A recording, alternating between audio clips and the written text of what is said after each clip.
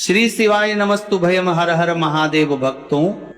जैसा कि आप सभी लोग जानते हैं कि 17 जुलाई 2026 यानी शुक्रवार को पड़ रही है आषाढ़ मास की गुप्त नवरात्रि तृतीया तिथि।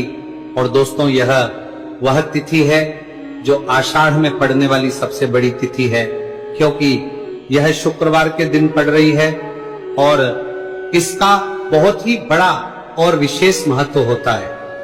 पूज्य गुरु जी ने कहा है कि अगर कभी भी मौका लग जाए और आषाढ़ मास की गुप्त नवरात्रि तृतीया तिथि शुक्रवार को पड़ जाए तो आप लोगों को एक छुटकी काला तिल वाला उपाय तो अवश्य ही करना चाहिए।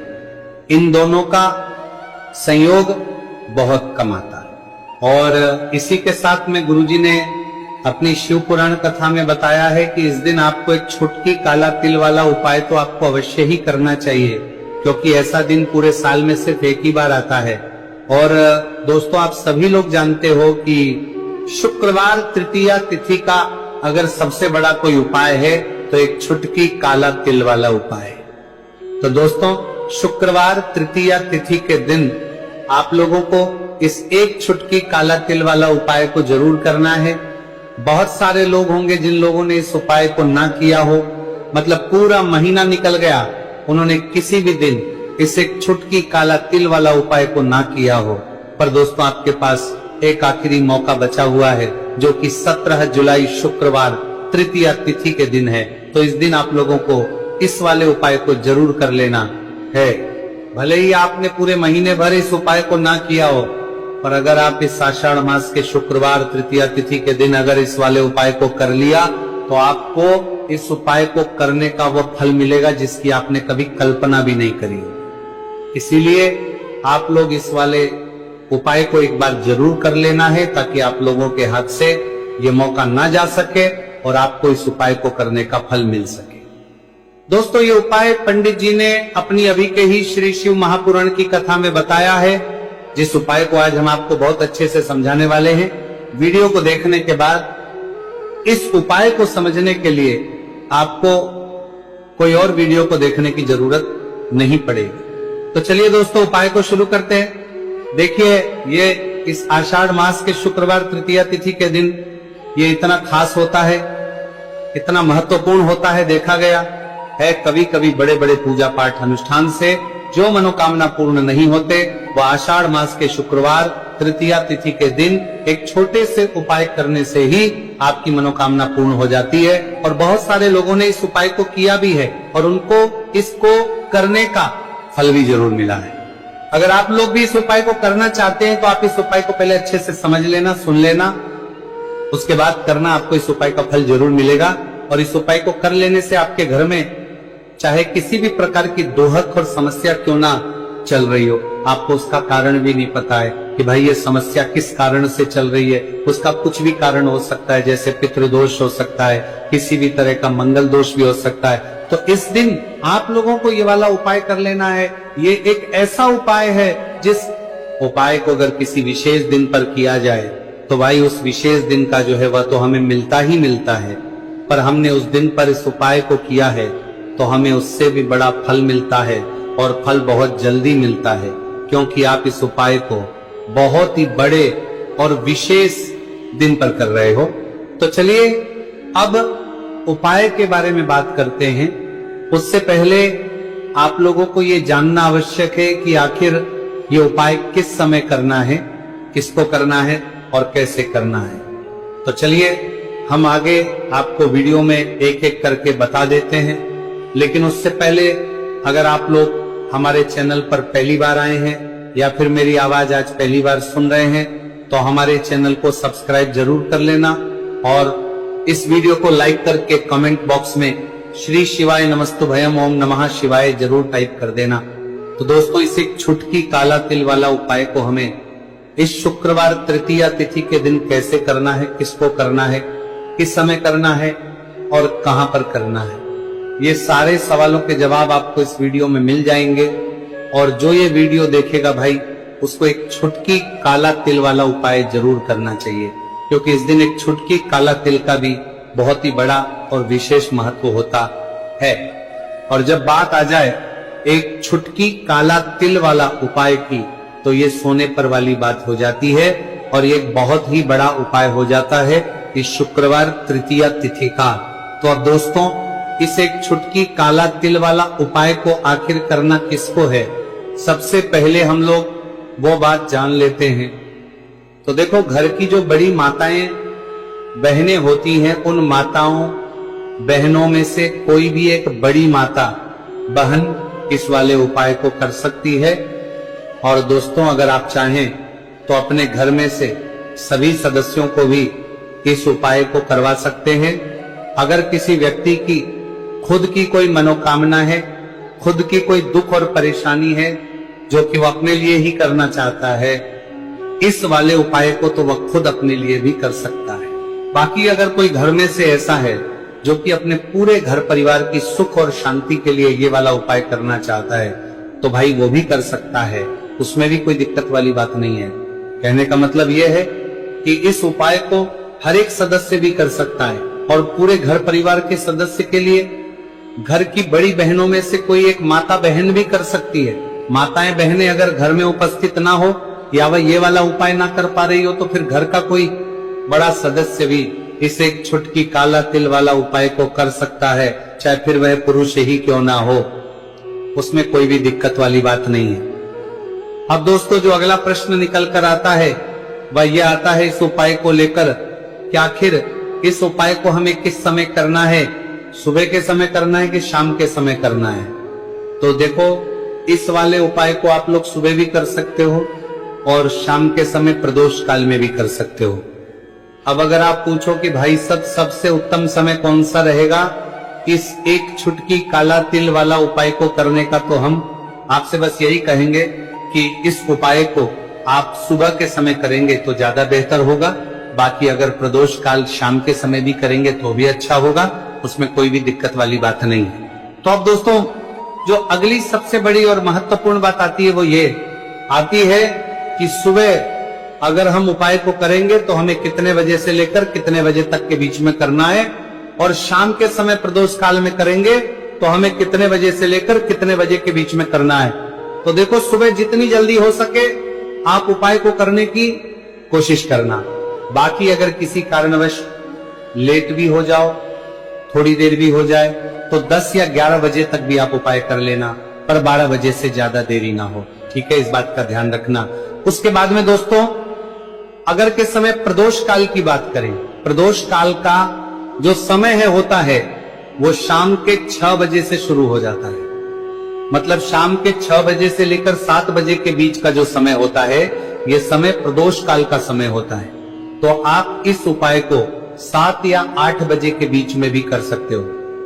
मतलब शाम के 6 बजे से रात 8 बजे के बीच में आप कभी भी इस वाले उपाय को कर सकते हो, उसमें कोई भी दिक्कत वाली बात नहीं है। देखिए, आज के इस पूरे वीडियो में हम आपको 3 चमत्कारिक उपाय बताने वाले हैं।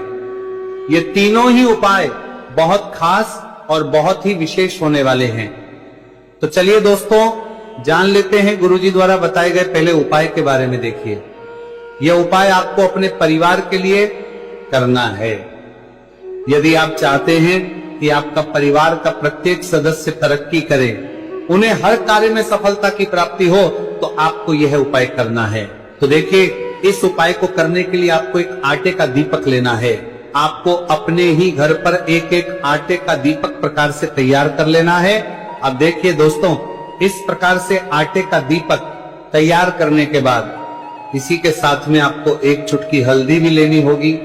अब ये दोनों ही सामग्रियां लेकर के आपको पहुंच जाना है अपने ही घर में तुलसी जी के पौधे के पास में। देखिए, कई लोग कमेंट करके पूछ रहे हैं कि क्या हम तुलसी जी के पौधे के वहां पर, हमारे घर में जो तुलसी जी का पौधा है वह सूख चुका है, तो वहां पर भी इस उपाय को कर सकते हैं। तो हाँ, बिल्कुल आप इस उपाय को, जो आपके घर में तुलसी जी का पौधा है वहीं पर आपको यह उपाय करना है। देखिए, सबसे पहले तो आपको ये जो उपाय है सूर्यास्त के बाद, यानी कि रात्रि के समय में ही करना होगा। अब देखिए, सबसे पहले आपके पास जो एक छुटकी हल्दी है उसे आपको तुलसी जी के पौधे में डाल देना है। अब देखिए, आप जो एक आटे का दीपक लेकर के आए हैं, सबसे पहले तो आपको उसे तुलसी जी के पौधे के पास में रखना है और तुलसी जी पौधे के पास में रखने के बाद इस दीपक में हमें शुद्ध घी का प्रयोग करना है और इसी दीपक में हमें गोल रूप की बाती का प्रयोग करना है, क्योंकि ये जो दीपक है विशेषकर हम हरि विष्णु नारायण के नाम से लगा रहे हैं। अब इस दीपक को आपको प्रज्वलित कर देना है और आपको भगवान विष्णु से, माता तुलसी से प्रार्थना करनी है कि हमारे घर में परिवार का प्रत्यक्ष सदस्य तरक्की करे, उसे अपने हर कार्य में सफलता की प्राप्ति हो, पूरा परिवार खुश रहे। हे भगवान नारायण, आप हमारे परिवार की रक्षा करना। अब देखिए, दीपक को प्रज्वलित करने के बाद आपको तुलसी जी के पौधे के नीचे यदि तुलसी जी का पत्ता गिरा हुआ पड़ा है तो उसे आपको उठा लेना है। आपको ध्यान रखना है तुलसी जी के पौधे से पत्ता तोड़ना नहीं है, नीचे गिरा हुआ है तो उसे आपको उठा लेना है। अब देखिए, आपके घर में भगवान विष्णु की, भगवान श्री राम की या फिर भगवान श्री कृष्ण की यानी कि श्री विष्णु के किसी भी अवतार की प्रतिमा लगी हुई है तो वहां पर आपको जाना है और आपको थोड़ी सी चीनी या फिर मिश्री आपके घर में हो तो उनका भोग आपको भगवान विष्णु के सामने लगाना है और जो आप तुलसी जी का पत्ता लेकर के आए हैं उसे भी आपको उसी भोग में डाल देना है। अब देखिए, थोड़ी सी देर इस भोग को वहीं पर रखे रहने देना है और फिर इस भोग को आपको अपने घर के परिवार के प्रत्येक सदस्य को प्रसाद स्वरूप प्रदान करना है। यकीन, इस उपाय को करने से आपके परिवार का प्रत्येक सदस्य हमेशा तरक्की पर रहता है और आपके परिवार में हमेशा खुशियां बनी रहती हैं। तो इस प्रकार से आपको पहला उपाय कर लेना है। अब हम जानते हैं दूसरे उपाय के बारे में।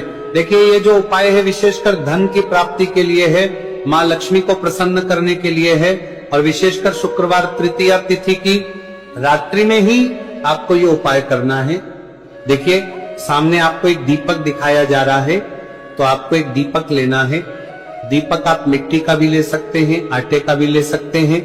अब देखिए, इस दीपक में आपको शुद्ध घी का प्रयोग करना होगा और इस दीपक दत्त में आपको विशेषकर मोली वाला जो धागा आता है, लाल रंग का कलावा का धागा जिसे हम कहते हैं, उसकी बात ही आपको इस दीपक के अंदर प्रयोग करनी है, यानी कि लंबी बाती का आपको इस दीपक के अंदर प्रयोग करना है। अब देखिए, ये जो दीपक है आज रात्रि में लगभग 8 बजे के लगभग आपको ये जो दीपक है तुलसी जी के पौधे के पास में प्रज्वलित कर देना है। दीपक की जो बाती है उसका मुख आपको उत्तर दिशा में रखना है, इस बात का ध्यान रखना है और आपको ओम महालक्ष्मी नमः इस मंत्र का लगातार जाप करते रहना है। देखिए, इस मंत्र का आपको 11 बार या फिर 108 बार जाप करने के बाद तुलसी जी के पौधे के नीचे से थोड़ी सी मिट्टी उठानी है। देखिए, आपको पता है कि अभी आषाढ़ के पवित्र दिन चल रहे हैं और आषाढ़ मास के दिनों में यदि आप शुक्रवार तृतीया तिथि के दिन तुलसी जी की मिट्टी रात्रि के समय में लेते हैं तो इससे आपके जीवन के जो सारे संकट है वो समाप्त होते हैं। अब देखिए, आपको एक गिलास लेना है, उसमें आपको जल भरना है और जो आपने तुलसी जी की मिट्टी ली है सबसे पहले तो उसे आपको उसे गिलास के अंदर डाल है और इसी के साथ में आपको एक चुटकी हल्दी भी उस पात्र के अंदर डालनी है। अब देखिए, इस जल का छिड़काव आपको अपने पूरे घर में करना है। देखिए, जल का छिड़काव आपको अपने घर के प्रत्येक कोने में करना है, मुख्य द्वार पर करना है, प्रत्येक कमरे में करना है।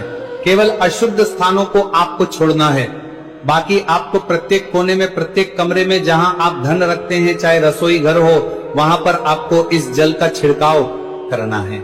और जल का छिड़काव करते समय आपके मन में यही भाव रहना चाहिए कि माता लक्ष्मी की कृपा से हमारे जीवन में हमेशा धन धान्य के भंडार भरे रहे और जीवन में जो भी संकट है, कष्ट है, वो सभी दूर हो। इस प्रकार से कामना करते हुए सुंदर भाव के साथ आपको ये उपाय करना है। देखिए, इस उपाय को करने से घर का जो दुर्भाग्य है वह दूर होता है। तो इसीलिए आपको शुक्रवार तृतीया तिथि की दिव्य रात्रि में यह उपाय करना है। अब दोस्तों, हम बात कर लेते हैं तीसरे विशेष और अंतिम उपाय के बारे में। देखिए, इस उपाय के माध्यम से भगवान विष्णु और माता लक्ष्मी दोनों ही प्रसन्न होने वाले हैं। तो देखिए, इस उपाय को करने के लिए सबसे पहले तो आपको दीपक लेने हैं। दीपक आपको 2 लेने होंगे। आप चाहे तो दोनों ही दीपक मिट्टी के भी ले सकते हैं, दोनों ही दीपक शुद्ध आटा मत कर उनके भी तैयार कर सकते हैं। अब देखिए, दोनों ही दीपक के अंदर आपको शुद्ध घी का प्रयोग करना होगा। अब देखिए 2 दीपक हैं, उनमें से आपको एक दीपक के अंदर गोल बाती का प्रयोग करना है और एक दीपक में आपको लंबी बाती का प्रयोग करना है। देखिए लंबी बाती वाले दीपक के अंदर आपको लाल बाती का प्रयोग करना है। जो मोली वाला धागा आता है कलावा का, उसी की बाती का आपको प्रयोग करना है। आप देखिए इसी के साथ में आपको एक चुटकी हल्दी लेनी है और एक चुटकी आपको काले तिल लेने हैं। अब देखिए दोस्तों, ये उपाय भी आपको विशेषकर रात्रि के समय में ही करना होगा। तो देखिए सबसे पहले तो आपको ये जो सभी सामग्रियां हैं तुलसी जी के पौधे के पास में लेकर के पहुंचना है। देखिए आपके पास जो गोल बाती का दीपक है, इसे आपको तुलसी जी के पौधे के पास में प्रज्वलित करना है। ओम नमो भगवते वासुदेवाय नमः, इस मंत्र का जाप करते हुए अब देखिए आपके पास जो काले तिल है उन्हें आपको अपने सीधे हाथ में रखना है और आपके जीवन में जो भी समस्या है, परेशानियां है, जीवन में जो भी संकट है, बाधाएं, उन सभी को दूर करने की आपको प्रार्थना करनी है। और ये जो काले तिल है आपको उससे जलते हुए दीपक के अंदर डाल देने हैं। तो देखिए इस प्रकार से हमने ये जो गोल बाती का दीपक है भगवान विष्णु के निमित्त प्रज्वलित किया है। अब देखिए दोस्तों, आपके पास जो लंबी बाती का दीपक है और आपके पास जो एक छुटकी हल्दी है, इन दोनों को आपको अपने घर के मंदिर में लेकर के पहुंचना है। देखिए आपके घर के मंदिर में जो माता लक्ष्मी की तस्वीर है या फिर माता लक्ष्मी के किसी भी स्वरूप की तस्वीर है, प्रतिमाएं हैं, तो सबसे पहले तो के सामने आपको ये दीपक रखना है। दीपक के नीचे आपको चावल या फिर अनाज के कुछ दाने अवश्य ही रखना है। देखिए सबसे पहले तो चीनी या फिर मिश्री आपके घर में हो तो उनका भोग आपको भगवान विष्णु के सामने लगाना है। और जो आप तुलसी जी का पत्ता लेकर के आए हैं उसे भी आपको उसी भोग में डाल देना है। अब देखिए थोड़ी सी देर इस भोग को वहीं पर रखे रहने देना है और फिर इस भोग को आपको अपने घर के परिवार के प्रत्येक सदस्य को प्रसाद स्वरूप प्रदान करना है। यकीन, इस उपाय को करने से आपके परिवार का प्रत्येक सदस्य हमेशा तरक्की पर रहता है और आपके परिवार में हमेशा खुशियां बनी रहती हैं।